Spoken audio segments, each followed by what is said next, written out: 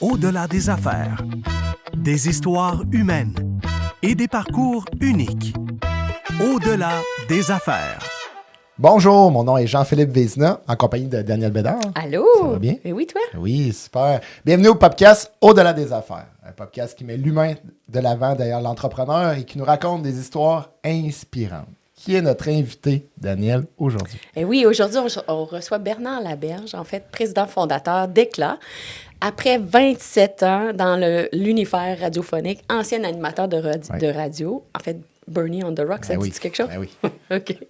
Ben, il a fondé sa boîte de communication. Bernard, c'est nouveau, le monde de l'entrepreneuriat pour lui, avec son entreprise qui est spécialisée dans les relations publiques, le marketing d'influence et la production de contenu stratégique.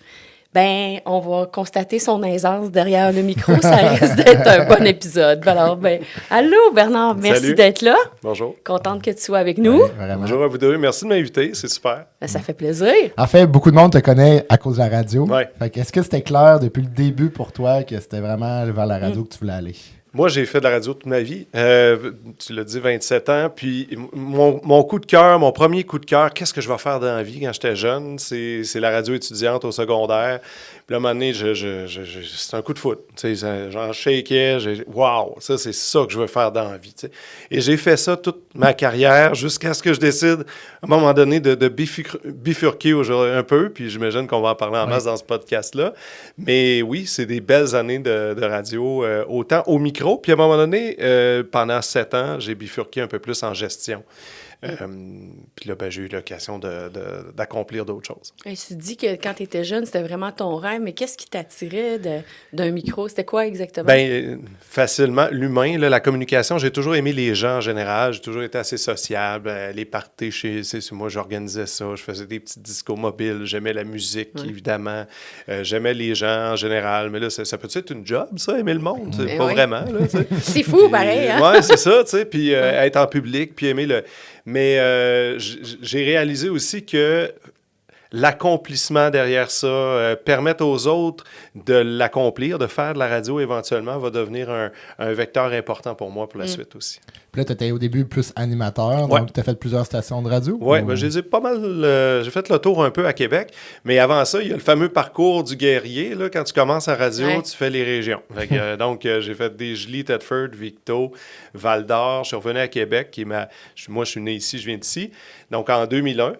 Desjolies, c'est pas à Porte. Là. Non, Desjolies, c'est pas à Porte, mais Val-d'Or, c'est encore plus loin. C'est encore plus loin. Ouais. Mais Desjolies, c'est proche de Nouveau-Brunswick, là, Oui, je pense. Hein, c'est ça? à quelques minutes d'Edmundston. Ouais. Fait que, mais quand t'es là, t'es pas loin. Hein? Ouais. Puis quand tu fais ce que tu veux, puis ce que t'aimes, ce qui te fait triper, t'es pas loin non plus. Fait que moi, j'ai eu des belles années dans chacun de ces endroits-là, vraiment. Je me suis toujours demandé, parce que j'adore être invité à faire des capsules de radio, mais tu sais, une capsule d'habitude, ça dure C'est quoi? vrai, tu y vas souvent, t'as la radio. Ouais, mais j'aime ça, mais tu sais, souvent une capsule, c'est genre 10-15 minutes. là, Ouais. Tu sais pas trop, mais tu te laisses aller Ouais. là-dedans. Mais là, mettons, d'un matin, tu as un show de radio à Ouais, une c'est sûr, quotidienne. avec des cues à faire, puis tout, puis des annonces. La préparation de tout ça, ça doit être quand même assez intense. Ben, vous le savez, à chaque fois que vous recevez quelqu'un ici, vous avez à vous préparer, puis là, vous vous posez des questions sur quel angle, puis quelles questions, puis comment on va l'aborder, puis qu'est-ce qu'on va faire pour que ça ressorte, puis que ça soit intéressant pour ceux qui écoutent. Et ça, ben, quand tu le fais tous les jours, tu développes comme des réflexes, évidemment, des façons de travailler, puis peut-être une petite maladie aussi. Il faut que ça soit bon. Ouais. Et ça, c'est une préoccupation constante. Puis ça, je me rends compte aussi que ça me sert aujourd'hui beaucoup. Le réflexe que tu as que l'obligation ouais, c'est d'être ça. intéressant, performant. Parce que si t'es plate à radio, pouc, change de poste. Hein? C'est Totalement. rapide. Il y a personne qui est obligé de t'écouter. Là. Puis je pose la question, tu sais, pour toi c'est clair la radio, mais il y a d'autres médias, mettons, pourquoi pas plus la télévision? C'est quoi qui t'attire? Ma face, tu sais. C'est ça que j'allais dire. Ça doit être une question de... C'est une question de Moi, je face. le trouve beau. J'étais sûre que t'allais faire une joke de même. Mettons qu'elle était évidente. J'aime c'est une farce, évidemment. Puis, Ah ouais. tu sais, mais la radio, c'est rapide. Tu sais, tu peux créer rapidement, tu peux, c'est des mots. Et puis, moi, ben, c'est vrai que moi, j'aime bien avoir des feuilles dans les mains, j'aime bien bouger comme je veux. Je suis pas obligé de me maquiller avant. La radio a toujours été plus forte chez moi. Mais j'ai fait un peu de télé aussi. Okay. J'ai bien aimé ça. Mais je ne sais pas, qu'est-ce que tu as fait à la télé? J'ai fait des chroniques à Truc et compagnie, à TQS. TQS, oui. Et boy, hein, c'est pas... OK. C'est une émission qui était produite à Québec, fait que j'ai fait ça pendant quelques années quand même. Ça me dit quelque chose. Puis là, la question que les gens doivent te poser le plus souvent, c'est ça vient de où, Bernie on the Rock? Hey, c'est un ami qui a trouvé le nom à un moment donné. Bernie on the Rock, les choses on the rocks, là, les cocktails on the rocks. Puis là, je sais pas trop, on parlait émission rock. Alors, on a bifurqué vers ce nom-là. Puis ça a collé, je m'en fais encore parler aujourd'hui. Ben oui. Mais c'est sûr, moi, tu vois, la question que j'aurais pensé que tu te fais poser le plus, c'est est-ce que tu t'ennuies de la radio? Je me fais poser très souvent. Alors? Ben la réponse, puis c'est bizarre, puis c'est peut-être décevant, mais non. Tu sais, je m'ennuie pas du tout de la radio. Mais j'ai aimé ça. Tu sais, quand tu as fait quelque chose, tu as l'impression de l'avoir bien fait. Tu sais, dans le sens où j'ai pas de regrets, je graphigne pas le jour en me disant quand est-ce que je vais pouvoir y revenir. Pour moi, c'est fait. Tu sais, puis j'ai vraiment adoré ça. Puis je suis fier de ce que j'ai fait, mais là, je suis rendu ailleurs. Puis quand t'as passé d'animateur à plus la gestion, c'est tout ça qui t'a fait un peu plus déconnecté ou? Ben peut-être aussi. Tu sais, ça m'a probablement aidé à quitter le micro délicatement, mais à être encore en onde, mais par le truchement des autres, tu sais, en aidant mon équipe, en travaillant ensemble pour trouver des concepts, des idées, des contenus. Quand tu es directeur de la programmation, ben tu es proche de ce qui va se faire en onde, dans le fond. Tu es avec tes équipes, hey, demain on fait quoi, on parle de quoi, on appelle qui, on est sur quel enjeu ou quoi que ce soit. Donc, ça m'a probablement aidé, moi, personnellement, à quitter le micro moi-même, puis j'ai découvert autre chose aussi, une passion de transmettre. Qu'est-ce que tu dirais qui a été le plus difficile pour toi dans ce domaine-là? Tu étais là, quand même 27 ans. Bien, c'est certain que j'ai vu le domaine changer, tu sais, plusieurs époques. Puis quand je me rappelle mes débuts, puis les derniers moments, ben tu sais, c'est pas la même chose. Quand je suis arrivé à Chic, à 98.9 au début, tu sais, à Québec en 2001, écoutez, c'était fou la radio à ce moment-là. Il y avait de l'argent en radio. Écoute, je me souviens que ça m'avait marqué, moi, le jeune qui débarquait de Val-d'Or, là, j'étais très impressionné. Il y avait 12 unités mobiles, véhicules là, qui se promenaient dans la ville. Il y en avait 12. Wow. Tu sais, moi, je partais de Val-d'Or, il y en avait un. C'est pas comme ça qu'on mesure une bonne radio, là, mais ça m'avait comme impressionné quand même.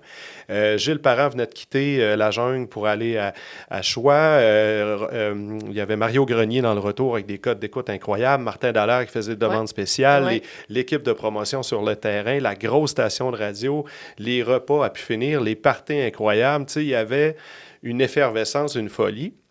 Et ben là, vers la fin, c'était moins un peu ça. La radio a beaucoup changé. Mais d'ailleurs, ça, tu le sais pas, mais on s'en est déjà parlé. Oui. Moi, j'ai été dans l'équipe énergie comment ils appelaient ça, de promo, de promotion, 2 ans, je pense. Mais j'étais dans l'équipe énergie la dernière année des Nordiques. Fait qu'on s'est pas vus, nous, on s'est pas croisés, mais tu sais, j'ai ben, t'es pas payé là, quand tu fais ça. Là, tu fais ça bénévolement, là, dans le fond. Alors, peut-être qu'aujourd'hui, il est payé, je sais pas. Là, mais on était beaucoup. Hein. Ah, ben c'est ça. C'est qu'il y avait une grosse équipe, mais c'était prestigieux. Oui. Il t'habillait des pieds à tête. Il t'habillait. On sortait dans les plus gros événements, les plus gros spectacles, les événements. On se collait à tout ce qui se passait en ville. Des skis, des vélos, mettons, des commanditaires, des affaires de même, mais... c'était cool. Oui, c'était très, très cool. C'était l'affaire. Évidemment, mais aujourd'hui, c'est très démodé, les vêtements. Là, il y avait l'espèce de gros tag. C'était immense dans le dos. Là. En tout cas, bref. Puis la pression, elle doit être assez intense dans ce domaine-là. À la radio, c'est sûr, tu es condamné à performer. C'est un job de performance. Alors, c'est sûr que c'est pas... Tu punches pas tes heures, puis tu rentres pas de... Tu sais, t'arrêtes jamais, au fond. Mais t'arrêtes. C'est-à-dire, c'est à toi de gérer ta vie, mais tu es tout le temps un peu en train de penser à ton prochain sujet. Ça serait le fun. Ou tu vis quelque chose, tu es dans un événement public, puis tu te fais « oui, ça, faut que je parle de ça la prochaine fois. » Tu prends des notes. Ou « il faudrait parler à un tel là-dessus. » Ou oui, tu es tout le temps effervescent. Tu es tout le temps un peu là-dessus. Es-tu quelqu'un qui ressort de ton expérience comme mentor ou tu dis crime la plein, des gens inspirants. Moi, mon premier coup en radio, j'étais stagiaire à CJMF avec Robert Gillet, qui était à ce moment-là... C'est qui, Robert Gillet? Non. Bon, c'est correct. Ben, tu sais, dans sa carrière, on parle juste de professionnellement. Oui, parce que ça a mal fini. Hein? Ça a moins bien fini, mais professionnellement, cet homme-là était vraiment très, très populaire et très performant aussi. Fait que moi, je commence ma carrière en regardant un gars comme ça aller avec toute son équipe. Puis c'est une grosse équipe. Travailler avec Gilles Parent aussi... un autre aussi qui s'est mal fini. Mais travailler avec un gars comme ça, avec l'organisation autour, la qualité d'équipe, le sérieux, la préparation, le talent, c'est Mario Grenier, tous ces gens-là que tu regardes travailler, tu fais « wow, OK, ils sont pas numéro 1 pour rien ». Mario Grenier était très connu avec... c'était les lundis, tu sais... Les lundis, juste pour rire à ouais. l'époque au Dagobert, là, au premier. Là. Puis vraiment, c'est... Juste pour le fun. J'ai l'impression que ça a changé comme de nom 3 fois, là. Ouais. Mais ça, c'était extrêmement populaire. Il était très populaire, Mario Grenier. Absolument. Je sais même pas, il est où maintenant? Il fait plus de radio. OK, en tout cas, bon. Je ferai pas toute l'entrevue sur la radio, mais je trouve ça vraiment intéressant. Tu sais, on dit souvent aussi que Montréal versus donc, Québec à la radio, c'est deux réalités, deux mondes. C'est deux mondes. C'est quoi qui est vraiment, pour que les gens connaissent pas la différence? Ben, il y en a plusieurs, tu sais, rendus là, mais la qualité des intervenants à la radio, tu sais, en fait, il y a du talent partout, là, tu sais, mais c'est sûr que la radio à Québec se permet un petit peu plus, d'aller un peu plus loin. La radio à Québec, c'est la télé de Montréal, peut-être. Tu sais, on n'a pas, ben, il y a de la télé à Québec, mais la production générale en radio, ça a toujours été très, très fort ici. On a voulu se démarquer, on a eu des talents spéciaux, on a eu de l'innovation, on va probablement un peu plus loin aussi. Il y a une liberté de parole à Québec. Il y a un centre décisionnel aussi. Hein, c'est ici que le Parlement est à Québec. Donc, des choses qui se brassent et l'impact est rapide parce que les parlementaires sont là puis ils l'écoutent, la radio de Québec aussi. Mais jeune, là, tu n'as pas connu ça, mais toi, le zoo a changé complètement tout à Québec. Là. Oui, puis partout ailleurs. Il y a eu des petits ailleurs en région. Le zoo, effectivement, ça a tout changé. C'était énorme. Là. Ce que je trouve beau aussi de la radio, c'est la proximité. Bon, j'étais un peu plus jeune, là, mais moi, je me rappellerai toujours quand il est arrivé l'histoire avec l'Ukraine, entre autres. Tout de suite, mon père a tout de suite pogné le téléphone, il a appelé le FM 93, il a dit tout quoi qu'on peut faire pour les aider. Puis là, tout de suite, le FM 93 ont fait de quoi. Mais je trouve ça beau que c'est un média vraiment de proximité, qui sont proches des gens. On le sent. Ils peuvent se revirer rapidement, faire quelque chose. C'est ça. C'est plus proche qu'on dirait que la TV. Tu sens qu'il y a une distance, que la radio, c'est comme, t'en fais partie un peu. Mais il y a un côté ingrat de la radio, tu sais, comme les sondages BBM, tu as sûrement vécu ça parfois positivement puis parfois négativement. Comment tu dis ça comme humain, là? Quand j'ai commencé en radio, il y avait 4 fois par année des sondages. Donc, 4 fois par année pour te faire dire si ça va ou si ça va pas. Hein? Ouais, c'est beaucoup. Oui, c'est beaucoup parce que les revenus publicitaires, ils sont liés directement. Donc, si les revenus baissent, évidemment, il va y avoir un impact sur la programmation. Moi, j'ai jamais été du côté des revenus. J'ai plus été du côté des dépenses, mais de la programmation. Fait que là, tout peut changer à ce moment-là, après un sondage. Donc, pour répondre à ta question, comment on vit avec ça? Je pense qu'on ne vit pas avec ça. On s'habitue parce que ça va être ça. Puis, de toute façon, tout ce qu'on peut avoir le contrôle dans la vie, là, c'est sur sa performance. T'sais, après ça, là, on ne peut pas aller changer les radios dans les autos de tout le monde pour qu'ils nous écoutent plus. Fait qu'il faut être meilleur, il faut essayer d'aller chercher du meilleur contenu, il faut aller faire des promotions, il faut se faire connaître, il faut se faire rayonner. Mais si tu y vas à tes sondages à toi, tu te souviens-tu? Ou tu as mis ça de côté? T'en souviens plus pantoute? Ah ben, pendant 27 ans, je me souviens pas de tout, là, c'est sûr, mais je me souviens de quelques périodes de sondage où je suis particulièrement fier, oui. Okay. Entre autres, Bernie on the Rock, effectivement, il y a eu de très bons sondages. Après ça, il y a eu des moments où, au début de ma carrière à Val-d'Or, écoutez, on dominait tellement que c'était fou, là. C'était une belle effervescence de début vingtaine, tu sais. Au sommet des codes d'écoute, on faisait des folies. On a fermé le centre-ville une fois que les grandes gueules étaient venues à Montréal, à Val-d'Or, nous visiter. Il y a des beaux moments dans cette carrière-là. Ouais. Puis là, quand tu as décidé justement de faire un changement dans ta carrière, c'était-tu un geste qui était réfléchi depuis très longtemps ou c'était plus un coup de tête? Ou...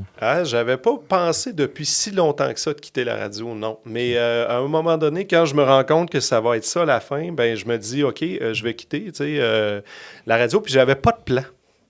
Je savais pas ce que j'allais faire vraiment. C'est les meilleurs plans, les pas de plans. J'avais vraiment pas de plan. C'est parfait, ça. Puis ça a été déstabilisant. Je quitte la radio, c'est mon coup de cœur de la vie. Là, fait que là, je me dis, bon. Puis à ce moment-là, j'étais un peu condamné de toute façon parce que dans le poste où j'étais rendu à Québec, il y a 3 postes à peu près comme ça dans la ville qui étaient déjà occupés. Puis sinon, on m'avait offert de quoi à Montréal, mais moi, tu sais, je voulais pas aller travailler à Montréal. Bon, j'étais honoré d'avoir reçu ces offres-là, mais en radio toujours. Mais ta famille est implantée ici. Exact. Puis ça, ben très important pour moi. Fait que là, à partir de là, je dis, bon, là, je suis coincé. Qu'est-ce que je fais? Donc, là, j'ai pris un moment d'arrêt. Puis après ça, ben le reste a suivi.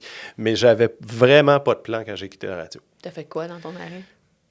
Je m'ai arrêté longtemps, mais tu sais, au début, il fallait que je me questionne, là, tu sais, je me déprogramme, puis je fasse un nouveau code, un nouveau code de programmation.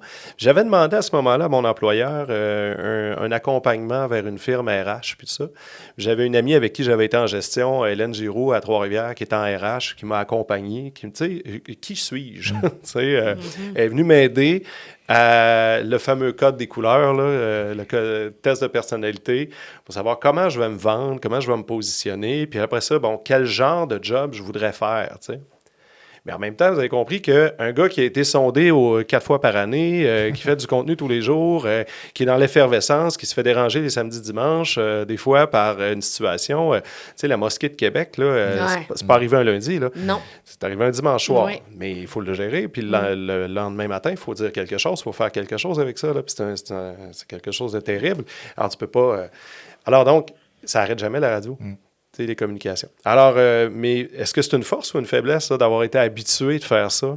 Moi, je pense que je pense que ça peut être une force, mais il faut l'utiliser. Puis en quoi? En faisant quel genre de travail? C'est pas bon dans tout. Puis il y a des endroits... Tu sais, on me proposait certaines choses au début, on explorait, puis j'essayais de voir, puis je disais, ouais, ça se peut que je m'ennuie. Tu sais, ça se peut que j'ai besoin de défis, j'ai besoin que ça bouge. Et donc, j'ai expérimenté certaines choses. J'ai travaillé en agence. Je me suis amené tranquillement à être moi-même travailleur autonome. J'ai fait des rencontres marquantes. Un ancien président de Cogeco qui m'a amené vers mon premier contrat. Daniel Bédard, qui est juste devant moi, qui a été vraiment salutaire pour m'aider à me guider. On s'est le podcast aussi, tout début du podcast, tu nous as aidé, en fait. Je suis venu vous aider pour le début, pour vous lancer. Puis Daniel, c'est une rencontre par hasard. Au Café Sibéria. Oui. On ne s'était jamais rencontrés, nous, avant. Tu sais, mettons, Québec, c'est quand même petit, on va se dire. Là. Puis, par intermédiaire de bien du monde, on aurait pu se rencontrer. Puis non, on s'est rencontrés à ce moment-là. C'est Christian Landry, je pense, qui nous a présenté. Oui. Donc, après ça, c'est ça, des expériences, puis des expérimentations, puis un peu de travail autonome, puis ensuite, je me dis, OK, je suis peut-être rendu à me lancer moi-même. Je me souviens, par exemple, de tout ton questionnement à ce moment-là, puis je pense qu'on pourrait y aller, en parler un petit peu. Je t'avais senti, tu sais, quand ça fait tellement d'années, un peu, c'est comme un pilote automatique. En fait, là, ton réflexe, là, tu l'utilisais comme levier, maintenant, ta force, puis tout ça, mais tu avais de la difficulté à voir ta valeur. Totalement. Puis, tu sais, je suis salarié, je gagne tant, je pense que je devrais gagner plus. Tu sais, c'est un réflexe. Là, tu sais, je suis salarié. Bon. Puis je fais de la radio. Bon, je sais très bien faire de la radio. Le reste, je sais moins bien faire ça. Là. Je sais pas trop. OK. Puis en quoi mon expérience de radio peut être utile pour d'autres? Puis combien ça vaut, ça? Parce qu'il faut parler d'argent, maintenant. Mais puis ton niveau d'expertise, tu avais la misère à le gager. Tu sais, mettons... tu te voyais pas au niveau de direction, mettons. Mais en fait, tu l'étais. Mais même, tu te voyais un niveau de direction qui était... Moi, je le voyais supérieur, puis toi, tu te voyais... Tu sais, quand on avait fait l'exercice... Fallait trouver, puis à un moment donné, c'était comme de réaliser à ta peu, là, c'est vrai, il y a ça, puis... Parce que tout ton thinking, on va dire en bon québécois, était de direction générale. Tu voyais l'ensemble, toi. Ouais. C'est pas tout le monde qui voit ça. Puis j'avais fait un peu de... Juste avant de quitter la radio, j'avais lancé la station à Saguenay. Tu sais, ça a été une expérience qui m'a permis justement de toucher un peu tout. Alors, j'étais plus juste dans la programmation, là, un petit peu un pied dans le juridique, un pied dans le marketing, un pied dans plusieurs sphères de la chose pour voir le portrait global. Ça te développe des réflexes, tout à fait. En fait. Puis là, quand tu t'es lancé plus comme travailleur autonome, ça a été quoi l'évolution jusqu'à Éclat qu'on connaît aujourd'hui? C'est ça. Au début, encore une fois, le premier réflexe, ça a été un peu la radio. J'accompagne, puis c'est un client qui est toujours présent aujourd'hui. Alors, c'est le groupe Radio Simard qui était donc mon premier client en tant que travailleur autonome. Alors, eux, je les accompagne effectivement plus en gestion. Alors, ça, mais après ça, OK, comment on passe à autre chose? Puis là, finalement, je me suis inscrit dans un groupe de réseautage. Et puis, ça a été un designer, puis ensuite, une personne en construction, puis ensuite... et donc, plein d'autres entreprises maintenant. On est dans le même groupe. Oui, on est dans le même groupe. Fait que plein d'entreprises différentes maintenant que j'accompagne à dans différentes sphères de leur vie. Mais Éclat... Oui. Comment c'est venu? Bon, alors évidemment, tout ça pour dire qu'à un moment donné, j'ai eu une opportunité. avec une agence avec laquelle je collaborais, on a les relations de presse. Moi, dans les derniers mois, je travaillais en relations de presse pour cette équipe-là. Et là, j'ai eu un coup de foudre. J'aime ça, les relations de presse. Je me rends compte que là, ma valeur est là parce que j'ai un paquet de contacts dans les médias. Je les connais tous ou à peu près tous à Québec. Donc, c'est le fun, puis ça me permet donc de bien servir mes clients, mais aussi d'envoyer vers les médias des choses qui vont les intéresser, tu sais. Alors, cette agence-là me dit, bon, les relations de presse, on serait prêt à s'en départir. Je dis, parfait, moi, ça m'intéresse. Alors, on s'est entendu sur les relations de presse. Moi, je faisais déjà aussi de la production de contenu. Et puis, tout ça mis ensemble, ça a fait éclat. C'est lancé depuis seulement quelques mois. Là. J'ai lancé l'été dernier. Donc, là, il fallait... OK, t'as peu. Là, comment on lance ça, une entreprise? T'as peu. Là, il va falloir payer moi. Là, je pars avec une employée jour 1 parce qu'on avait quand même une base de travail et tout ça. Puis, je vous cache pas que j'étais nerveux. Là. J'avais jamais fait ça. Je vous rappelle, salarié, 27 ans en radio, là, tu te dis, OK, parfait, on prend ça sur nos épaules, on se part. Là, ben, c'est le juridique, le financier. Il y a des dépenses au début, le site web, la session de photos. Bon, fait que, ben, je suis parti, puis ça a bien été. C'est le fun. C'est quoi tu dirais qui a été le plus grand défi? Ben, le défi, au départ, ben, ça a été de placer ça. Je te dirais que le défi, c'est là que je le vis le plus, là, depuis mes départs. Gérer ta croissance? Oui, c'est gérer ma croissance. C'est gérer mon temps. Mon défi le plus grand, je le vis là, depuis le retour des fêtes. Là. OK. Y a-t-il un moment que c'est-tu arrivé que tu t'es dit, c'était peut-être pas le bon move, ou tu te dis... Non, jamais. Jamais. Décidé, c'est la bonne voie, puis on le voit aujourd'hui. Là, mais... Ouais. Moi, je suis vraiment sur mon X. Là, je suis content de m'avoir fait confiance, d'avoir écouté les conseils. J'ai eu des bons mentors, j'ai appris beaucoup. Je suis vraiment reconnaissant de ça. Je vois la valeur de mon réseau de contacts de 27 ans derrière moi qui fait qu'aujourd'hui, ben ça appelle, ça réagit, ça répond. Je collabore beaucoup avec du monde. Moi, je fais pas tout, mais j'ai plein de monde que je connais. Donc, je donne des contrats à d'autres aussi, d'autres agences, d'autres professionnels. Ça doit être un métier qui doit quand même être difficile à percer, mais je pense que ça vient principalement des contacts aussi, des relations que tu as. C'est sa grande avantage. C'est son avantage. Là. C'est ça, clairement, aujourd'hui, justement, avec le monde de la communication que tu étais, c'est clair que tu as un avantage. C'est ça que j'ai découvert, en fait. C'est vraiment ça que j'ai découvert, la valeur du réseau de contacts. Oui. Ben, en fait, moi, je t'ai vu aller récemment, puis t'es comme un poisson dans l'eau, là. Tu te préparais, tu connais tout le monde, puis tu aimes vraiment ça. Mais tu sais, ta phrase, il y a aussi, t'as une phrase choc, hein, sur ta carte d'affaires. Oui. Il est temps d'aller vous faire voir. Moi, je l'adore. Puis, c'est même pas, c'est pas moi le père de cette phrase-là. Non. Moi, quand je vous dis que j'ai plein de monde qui m'aide, puis j'ai une fille en qui j'ai eu beaucoup confiance sur mon image de marque, qui a fait mon logo, qui a fait mon image de marque, qui travaille chez Biz, une agence avec qui je collabore. Qu'on connaît, c'était notre première invitée de la saison 1. Isabelle, la fondatrice. Alors, c'est Stéphanie qui a fait donc mon logo, puis elle m'est arrivée avec cette phrase-là. J'ai vraiment trouvé que c'était très, très bon. Je me souviens que tu me l'as envoyé, puis tu n'étais pas sûr, là. Ben, c'est sûr que je veux pas avoir l'air... Tu sais, c'est important pour moi de pas avoir l'air trop cow-boy, puis je pense que tu me l'avais dit, même affaire, tu sais, quand on te connaît, c'est pas baveux. Tu sais, je veux pas avoir la baveux. Puis même le logo éclat, tu sais, qu'on voit que ça fait, tu mets la lumière, c'est réfléchi. Oui, c'est ça. Le nom éclat, vous savez que c'est ma conjointe qui l'a trouvé. Tu sais, puis éclat, pour moi, je voulais tourner autour de rayonnement. C'est important.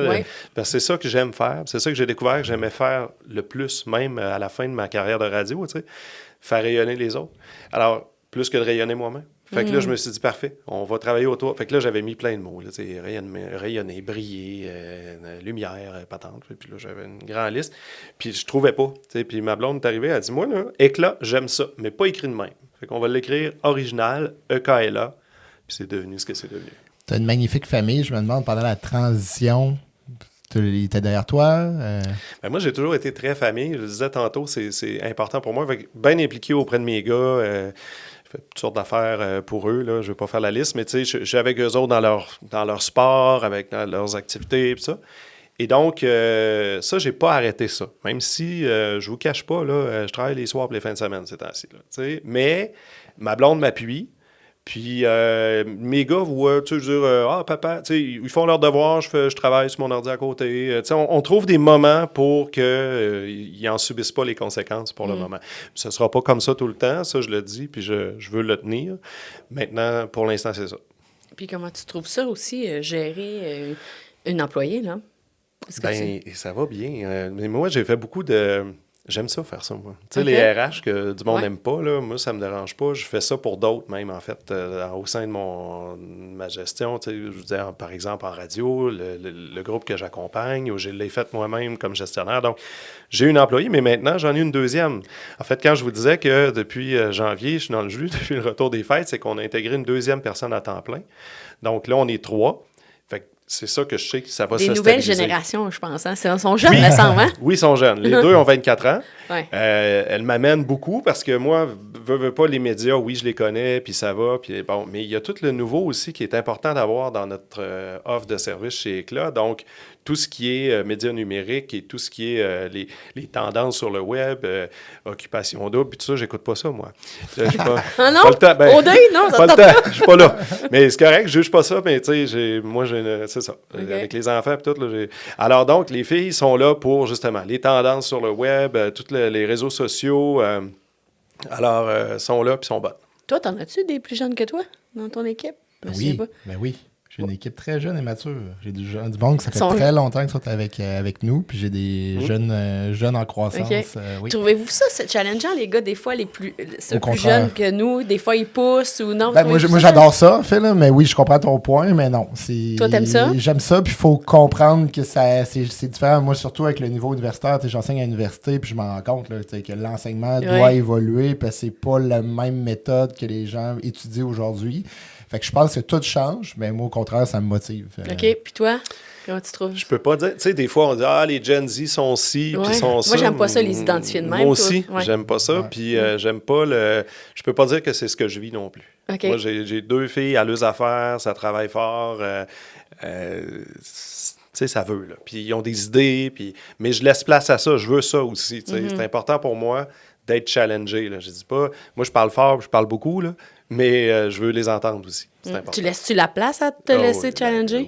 Oui. En fait, j'écoute en premier. OK. Il rit.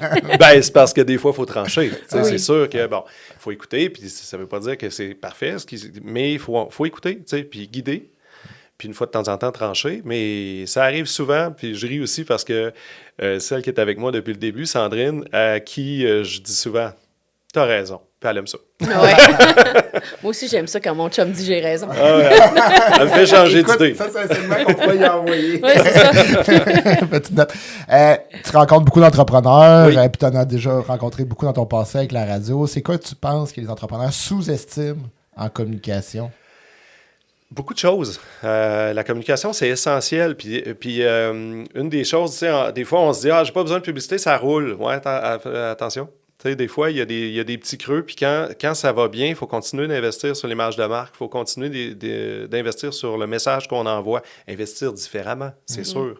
Tu ne feras pas une grosse promotion, tu ne feras pas une grosse pub pour activer tout de suite des clients demain matin, tu es plein. Mais travaille ta notoriété à ce moment-là, travaille ton image de marque, ta crédibilité d'entreprise pour pas qu'il y ait de hausse. Tu sais, ceux que ça fait ça dans leur entreprise, souvent, c'est une gestion marketing moins bien réalisée. Tu sais, dans ton domaine, il y a beaucoup l'image de marque, mais j'aimerais ça que tu nous parles. Comment tu gères l'humain derrière l'image de marque? Qu'est-ce qui est important? Moi, je travaille beaucoup l'humain, en fait, parce que ce que je fais comme travail, on va creuser dans l'entreprise et dans l'entrepreneur pour faire sortir le contenu.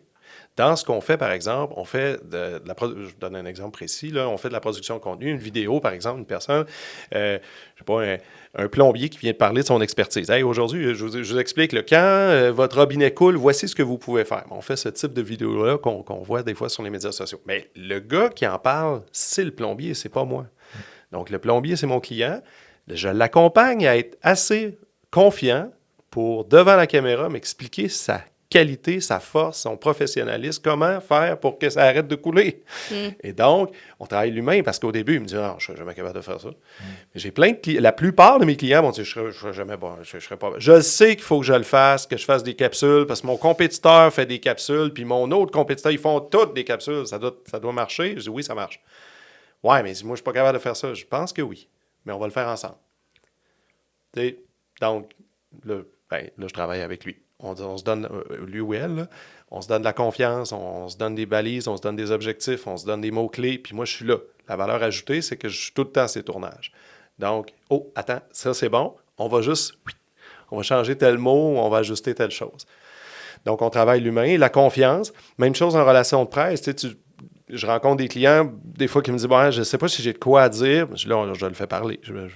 Là, mes racines de radio ressortent. Là, je fais une entrevue. Fait qu'on fait sortir le jus. Y a-tu quelque chose à dire pour ton... Ça arrive je dis non. Je dis non, il n'y a pas de relation de presse à faire avec toi. Il manque de contenu. Puis quand il y en a, ça va intéresser les journalistes. Parle-moi-en. Ah oui, tu penses que c'est intéressant? Oui. Travaille la confiance. Comme tu as travaillé avec moi, entre autres. Ouais. Travaille la confiance.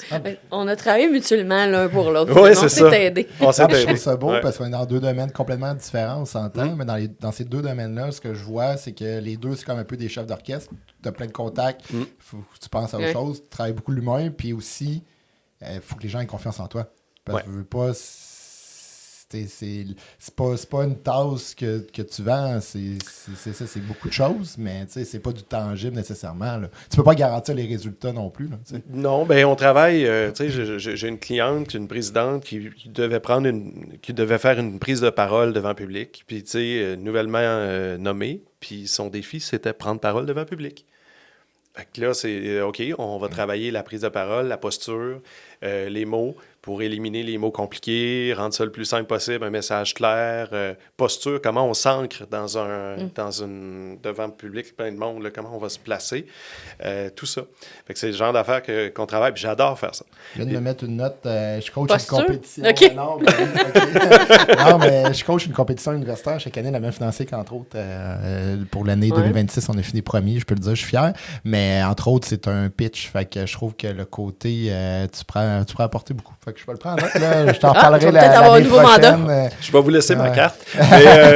Mais moi, tu sais, faut que je ramène d'où ça part, tout ça. Tu sais, je sais que dans mon parcours, il y a eu un élément qui a été déclencheur aussi, c'est que moi, j'ai étudié au Collège radio-télévision à Québec. Et à un moment donné, je suis devenu prof de radio aussi, pendant que j'étais animateur en même temps. Et ça, j'ai adoré ça. Tu sais, j'ai vraiment eu un déclic là, à transmettre. Et aujourd'hui, en fait, je me rends compte que ce déclic-là, qui est arrivé à peu près à milieu de ma carrière de radio, bien, il me suit aujourd'hui. C'est ça que je fais auprès de d'autres. Et puis, qui s'est poursuivi en tant que directeur des programmes aussi, donc de montrer encore une fois le métier ou la prise de parole. Mais là, c'est pas nécessairement dans un studio de radio que je le montre, mais ça peut être à l'écran, ou ça peut être devant public, ou ça peut être ailleurs. Puis est-ce que tu te sens homme d'affaires? Ben là, oui. Ces temps-ci, oui. OK. Oui, parce que là, puis là, c'est quand je vous dis qu'il faut que j'apprenne à déléguer. Là, je suis en train de le faire, mais tu sais, au début, ben tu factures, tu fais les comptes à recevoir, tu fais les téléphones quand les comptes tardent un petit peu à être payés. Là, j'ai reçu la première paye éclat bureau de communication en janvier, parce qu'avant ça, détail, mais c'était par facture, tandis que là, on a vraiment un système de paye. Mais qui génère, qui s'occupe de tout ça, c'est moi. Mais là, c'est... Oui, fait que là, un petit peu, oui. Tu penses-tu que, d'où le domaine que tu viens de la radio, oui, tu disais que tu étais salarié, mais en même temps, tu le disais que le samedi matin, ça se peut que tu avais des mandats, que ça se pouvait. Tu penses-tu que justement cette expérience-là t'aide aujourd'hui comme entrepreneur? Parce que tu étais un peu déjà un entrepreneur, veux pas. Là. C'est ça. Je pense que oui, effectivement, qu'il y a une agilité, la vie n'arrête jamais dans les médias. Donc, effectivement, elle arrête quand tu décides qu'elle arrête. Là. Si à un moment donné, tu veux prendre des vacances, fais-le. Puis je pense que c'est là aussi où ça m'aide dans mon côté entrepreneur à mettre certaines balises, mais quand il se passe quelque chose, il faut réagir. Là. En relation de presse, même chose. En relation publique, j'ai un client qui est arrivé à une situation où il a fallu réagir à une nouvelle de l'actualité. Ben, on sort tous les manches, puis on va l'aider. Là. Il a besoin de nous. Là. Comment tu vois la suite des choses pour Éclat? L'évolution, le plan de vision que tu as pour Éclat, c'est quoi, en fait? Ben, pour l'instant, étant donné que c'est 9-9 mon affaire, je suis un peu à me laisser porter. Mais je sais que dans la prochaine année, je pense qu'il y aura une autre embauche. Puis peut-être des locaux éventuellement. J'allais dire un bureau. Ouais, des j'aimerais locaux. ça. Pour l'instant, on est tous chez nous, mais tu sais, parce que j'ai lancé ça humblement.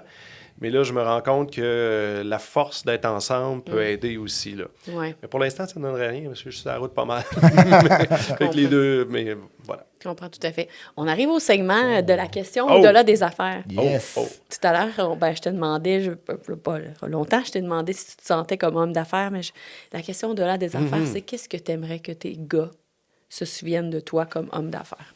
Oh. Qu'est-ce qui est important pour toi? Qu'est-ce que mes gars pourraient revenir?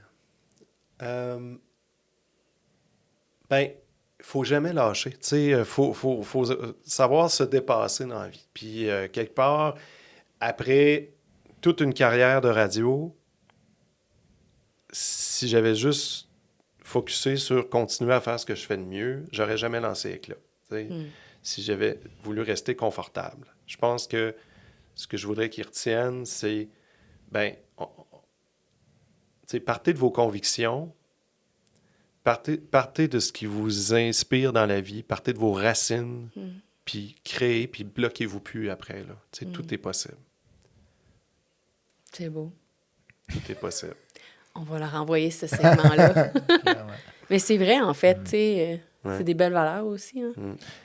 Et on se connaît, Bernard, aussi également. Puis une chose que je trouve beau chez toi, c'est qu'on ressent beaucoup le côté familial. Des fois, on est en appel Teams, puis je vois tes gars arriver, puis tu prends le temps de les saluer, puis tu fais, ils viennent te voir à chaque fois. Je trouve ça beau, parce que ça se ressent beaucoup, puis justement, ça montre tout ton alignement avec Éclat aujourd'hui. Je trouve que ça fait juste rayonner ce que tu veux faire pour les entrepreneurs. Fait que, ton message est très beau. Oui, vous allez m'émouvoir, là, mes deux, vous autres. Mais, ben, c'est drôle, parce que je pense à... C'est devenu un sujet de discussion au souper. On se compte tout le temps nos journées. On a toujours fait ça. Et puis là, ben un qui a un petit problème avec un ami aujourd'hui, puis l'autre que, bon, peu importe, puis on fait le tour. Et là, la question ces temps-ci, c'est « Puis papa, as-tu un nouveau client aujourd'hui? » Ah, OK. Puis, ça les intéresse, oui, en fait. Oui. Puis t'as-tu vu un tel? Puis, tu sais, je rentre pas dans les détails, évidemment, mais ça les intéresse. Fait qu'ils trouvent ça... Je pense qu'ils participent à l'éclosion d'Éclat, à cette entreprise-là qui se bâtit tranquillement. T'en as-tu un des deux que ce monde-là l'intéresse ou même ils sont trop jeunes encore? Ils sont trop jeunes encore. Pour l'instant, ils veulent être... un qui veut être dans la NFL, puis l'autre veut être dans la Ligue de soccer, puis dans FIFA. Mais tout est possible. Ils sont très sportifs, fait qu'on est plus là. Okay. T'as raison, tout est possible. Ouais. Maintenant, pour le travail, c'est trop flou encore. Hein. Je trouve ça beau parce que même tu suis même dans justement leur sport. Là. Animateur, commentateur. Annonceur maison de l'Arsenal. D'ailleurs, ça me ramène parce que la radio n'est jamais loin de moi. Là, j'ai fait LCN puis quelques stations de radio quand il y a eu l'histoire du terrain, là. Du terrain, où il ne fallait pas faire de bruit pour les matchs de l'Académie Saint-Louis. Mais mon gars joue là. Puis là, moi, j'étais l'annonceur maison. Vous savez bien que je me suis impliqué. Puis tant qu'à ça, OK. Tant qu'à être là pour voir les matchs, je vais faire l'animation. Fait que oui, la radio n'est jamais bien loin. Puis oui, je pense que c'est important de s'impliquer dans leur vie. Avec toute ton expérience à la radio, il y a quelqu'un qui t'écoute, quelqu'un qui voudrait percer dans la radio, un jeune qui commence, ce serait quoi ton message que tu dirais? Ouais, ça c'est plus cruel comme question parce que mon premier réflexe, en fait, je voudrais, c'est poche à dire, là, c'est poche à dire, mais je voudrais, mettons que mes gars me diraient ça, c'est pas mon souhait qu'ils en fassent, mettons. Okay. C'est pas que c'est pas un beau métier, mais je trouve l'avenir plus tough un peu. Pour être bien honnête. Mais par contre, si quelqu'un, c'est ça qu'il veut faire, je ne le découragerai pas. Ah ouais. Puis ce que je dirais, c'est un beau métier, mais trouve-toi un plan B, au cas où. Mais qu'est-ce qui fait que tu as l'air à hésiter là, d'en parler? Là, oui, j'hésite. C'est quoi? Marche des œufs. Oui, c'est ça. On change de sujet ou on continue? Ça me dérange pas. On peut, OK. Non, c'est que dans le fond, financièrement, c'est difficile, c'est dur à percer. Il n'y a pas de cachette. Les médias, c'est difficile. Okay. C'est difficile. Les revenus baissent, mais ça ne veut pas dire que c'est mort, mais ça va être en changement dans les prochaines années. Ben, c'est sûr. Beaucoup. Ouais. Fait que c'est dur en télé, c'est dur. Mais ceux qui vont, tu sais, je veux dire, il y a toujours moyen de faire sa place, mais les temps sont plus difficiles. Mais c'est sûr que les podcasts ont pris de l'espace, Ouais. les réseaux sociaux prennent de l'espace. Il y a plein de... Le monde est tout le temps en changement. Ah, Toujours. puis Ça va le beaucoup plus domaine vite. se réinvente beaucoup Oui, aussi, c'est ça. je pense. Ça va Puis plus vite qu'avant. Oui, puis là, je vais vous parler plate, là, mais tu sais, les podcasts, c'est le fun. Plusieurs en écoutent. On adore ça. Mais avant d'en faire de l'argent, tu sais, d'en vivre... Ben, on est totalement d'accord. mais Bon, non, c'est ça. fait que c'est ça. Pas le- Alors, la radio, tu sais, les gens qui sont là vivent très bien, il n'y a pas de problème, là, mais c'est plus les mêmes choses qu'avant. Puis, qu'est-ce que sera l'avenir? Je ne le sais pas. Avec l'IA, avec tout ce qui s'en vient, il y a des bulletins de nouvelles qui se font par IA maintenant dans certaines régions du Québec. Il y a de plus en plus de choses qui s'en viennent. Avec le monde des médias, il y a une certitude, c'est qu'il va encore changer. Tu as à choisir une fierté que tu as au travers de toutes ces années-là. Ce serait quoi, tu dirais, aujourd'hui?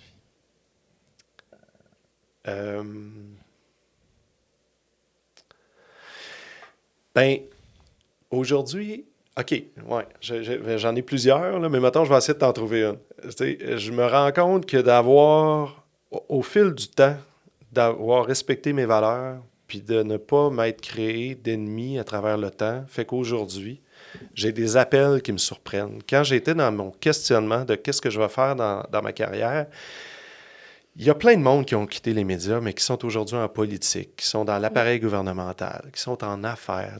C'est tout du monde qui m'ont tendu la main. Tu sais, j'ai été surpris, ému, reconnaissant de voir à quel point la liste de contacts était prête à...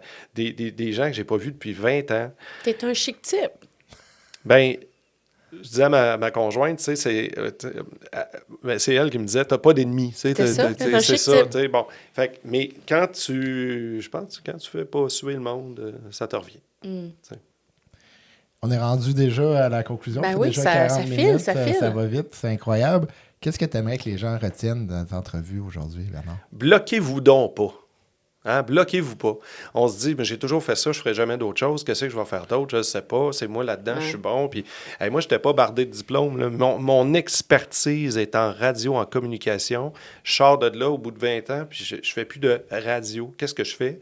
Bien, tu sais, bloquez-vous pas. Puis oui, j'ai eu peur. Puis oui, il y a eu du monde pour venir me rassurer ou quoi que ce soit. Puis oui, j'ai réfléchi. Puis au bout de... Ça a pris 2 ans avant que je lance Éclat, finalement. Entre la radio puis Éclat, il y a 2 ans d'attente.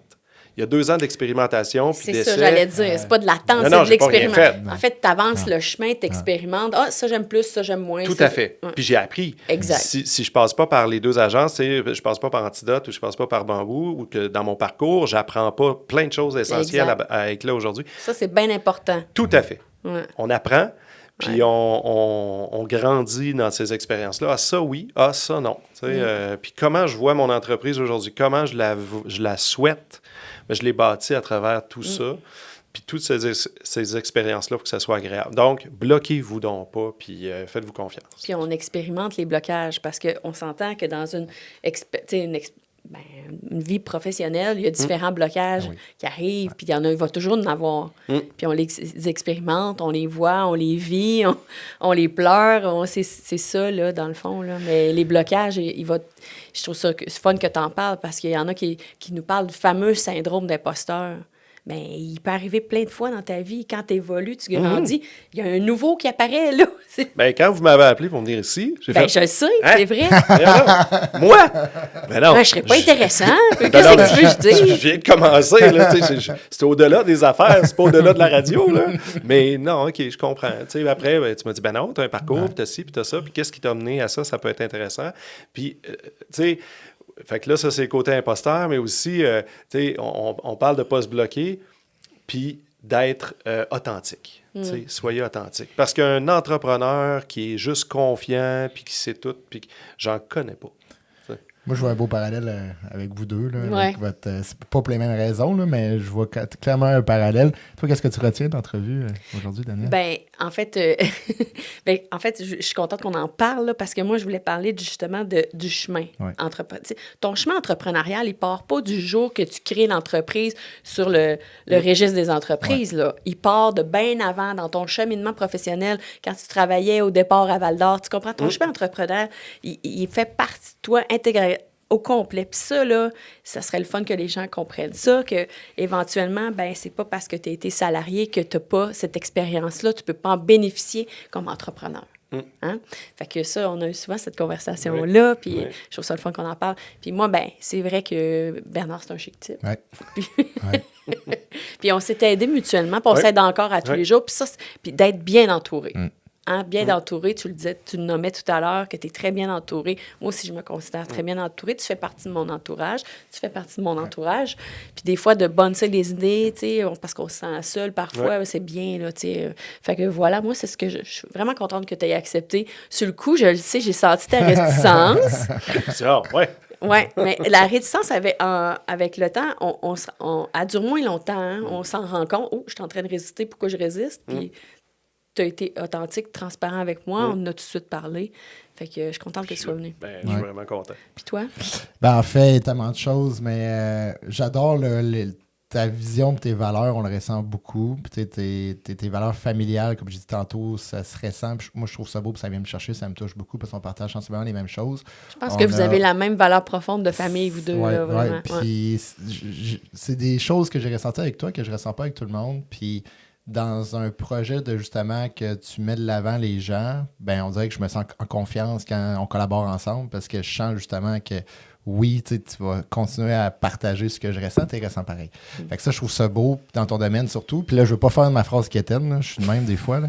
Mais tu sais, quétaine, toi? Oui, quand même. Okay. Bien sûr. Et que là, tu mets la lumière sur les autres, ben pour moi, tu es comme un soleil parce que tu en génères la lumière. Fait que moi, je trouve ça vraiment beau ce que tu fais. Je t'encourage. On se connaît pas d'aussi longtemps que tu connais Daniel. Ben, on se connaît pas beaucoup plus longtemps, mais quand même un petit peu. Juste un petit peu. J'ai une petite longueur d'avant. En tout cas, vraiment, à date, je trouve ça beau ce que tu fais. Continue, puis je suis certain que ça va bien aller parce que tu restes toi-même là-dedans, puis ça a toujours réussi. Fait que félicitations, puis ta famille est merveilleuse, tes gars, je les adore en passant. Oui, mais c'est vrai, dans le fond, Bernard, c'est moi qui te l'ai introduit quand on a décidé de lancer le podcast. Je t'ai dit, je pense qu'on devrait être accompagné pour bien faire les choses. De toi. Ah oui, c'est ça. Et voilà. En fait, beaucoup de choses du podcast provient de toi, je dois l'avouer. Mais oui. À la base du projet, on l'a déjà dit dans un épisode bonus, mais à la base, c'est quand tu allais marcher dans le bois grâce à justement à l'accompagnement que tu fais. C'est là que la flamme est allumée de les affaires.